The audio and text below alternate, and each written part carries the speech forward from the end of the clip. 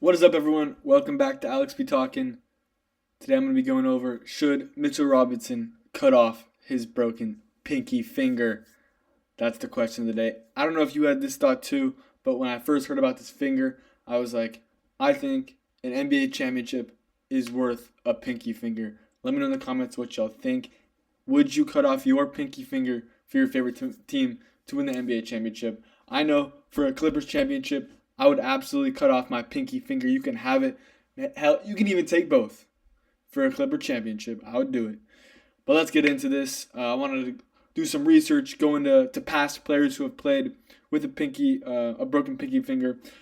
Obviously, it's on his right pinky finger. Look, should he play either way? We got to talk about this first of all. So I did some research into further injuries that he could get playing with this broken pinky finger, and the worst that could happen is he could just get a worse break, or possibly another sort of break in the hand. Just on my very basic research I did, that's what I found. So right off the bat, you got to think, yeah, Mitchell Robinson should be playing in this game either way, pinky finger or no pinky finger. The guy's shooting 30% from the line this playoffs. I promise you, yeah, he might get better. I think he might get better shooting without one pinky finger. He might just go lefty. Maybe he's left-handed, doesn't realize. In the past, though, players have played with broken fingers. Gerald Green notoriously has 9 fingers. He sadly lost his finger in an accident when he was young. As you can see here on the ball, Gerald Green has 9 fingers, and he made for himself an amazing career with just 9 fingers. But that was his ring finger, not his pinky finger. Basically, your pinky finger accounts for 50% of your grip strength. So that could be an issue for Mitchell Robinson, as he's a big rebounding guy. It's much worse, actually.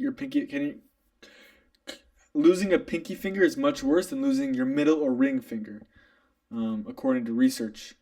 And I like to say also, Rajon Rondo did play through a thumb injury. He broke his thumb in the playoffs in Game 2 in 2017. He hurt his thumb. They were up 2-0 in the series, and then they lost 4 straight games to Boston. So he did finish Game 2, though, but he was out for the rest of the series. So can it be done? Yes. And that was the playoffs in 2017. That was, I believe, the first round. So this is the NBA championship, right? And Mitchell Robinson doesn't play that much anyways. So are his backup minutes worth it? I think so. And then let's watch this video. Jarred Vanderbilt did actually break his pinky finger. All right, just like Mitchell Robinson did. This was in the playoffs versus the Oklahoma City Thunder. Let's watch this video really quick. Oh boy, you can see just his finger just breaks against the backboard. That's brutal. Apparently he yelled, screamed in pain. We all know how tough Jarred Vanderbilt is, so it must have hurt really bad. He was out for the rest of this game, out for the next game, but he played Game 3. He broke it in Game 1. He ended up playing Game 3. So we know it can be done. He had it taped up.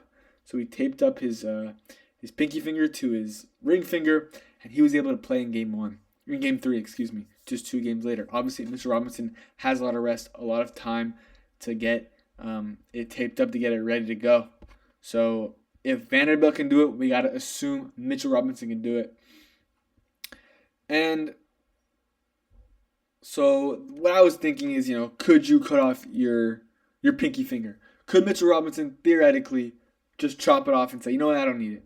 You got to think it doesn't affect you that much. Well, like I said, cutting off your pinky finger reduces your overall hand strength by 50%, severely affecting your grip strength. Mitchell Robinson going to get all those rebounds. Maybe it'll affect it, maybe not.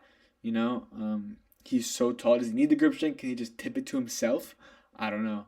But it seems like cutting it off is not maybe the right option. But I would like to share that I did do some extra research, and apparently Japanese gang members have a ritual where they'll cut off their pinky finger as a act of as an act of repentance for doing something wrong. It originated when someone had a lot of gambling debts and they didn't want to be harmed in a severe way, so they cut off their pinky finger in hope that this would be seen as repenting for their sins, and the people who they owed the money to wouldn't kill them or wouldn't make them kill themselves. Kind of outrageous.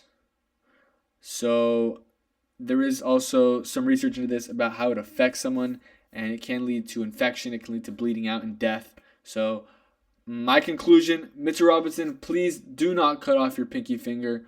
Be safe. It's a bad idea. It'll affect you the rest of your life.